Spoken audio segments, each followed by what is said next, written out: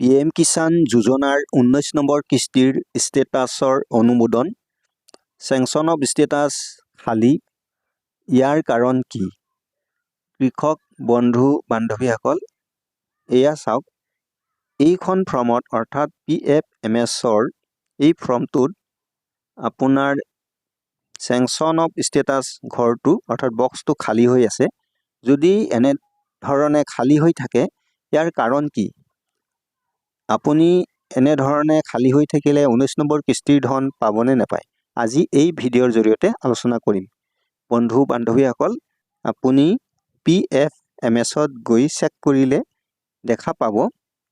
আপুনি এইবাৰ কিমান টকা পাব ইয়াত চাওক 2000 টকা দেখুৱাইছে এমাউণ্টটো অৰ্থাৎ ইনষ্টলমেণ্টটো চাওক 19 নম্বৰ আছে 19 নম্বৰ কিস্তি এইজন মানুহে এইবাৰ 2000 টকা পাব আপুনি আপোনাৰটো চালে ইয়াত যদি আপোনাৰ যদি 19 নম্বৰ পাবলৈ আছে তেনেহলে 19 নম্বৰ লিখা থাকিব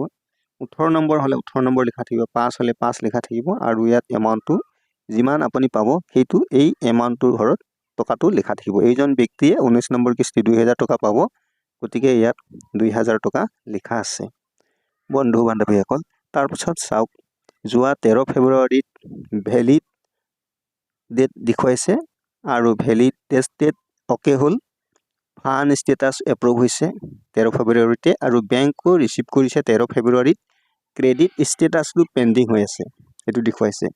চেংচন অফ ষ্টেটাছটো আগতে আন্ডাৰ প্ৰসেসিং পাসড বাই DH 17 ফেব্ৰুৱাৰী বুলি লিখা আছিল এটো চাওক কিন্তু চেংচন অফ ষ্টেটাছ তোৰ ঘৰটো খালী হৈ আছে এইটো যোৱাকালিৰ পৰা খালী হৈ আছে অৰ্থাৎ এনে ধৰণে থাকিলে একো নহয় আপোনাৰ পেমেন্ট হৈ যাব কিয়নো আন্ডাৰ প্ৰসেসিং যেতিয়া থাকে চেংচন অফ ষ্টেটাছটো আপোনাৰ এবাৰ বক্সটো খালী হৈ যায় তাৰ পিছত ইয়াত যেতিয়া চেংচন অফ প্ৰসেসিংটো আপোনাৰ শেষ হ'ব আন্ডাৰ প্ৰসেসটো তেতিয়া আপোনাৰ ইয়াত চেংচন ক্লোজ যেতিয়া হ'ব তাত ক্লোজ ডেটটো লিখা থাকে এই বক্সত চেংচন ক্লোজ বুলি লিখা লগে লগে আপুনি জানিব আপোনাৰ 19 নম্বৰ কিস্তি সোমাব অৰ্থাৎ চেংচন হৈ গল এই চেংচন ক্লোজ কৰিবলৈ সময় লাগে 24 ঘণ্টাৰ পৰা 48 ঘণ্টা আপুনি OTP নোহোৱাকৈ যদি আপোনাৰ ষ্টেটাছ চাব বিচাৰে তেন্তে আপুনি ক্ৰোম ব্ৰাউজাৰত গৈ PFMS লিখি আপুনি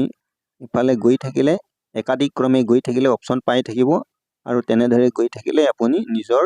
আপুনি ষ্টেটাছটো চাব পাৰিব নাজানিলে মই ইয়াতে আগতে ভিডিও এটা দিছিলো PFMSৰ আপুনি তাতে চাই ল'ব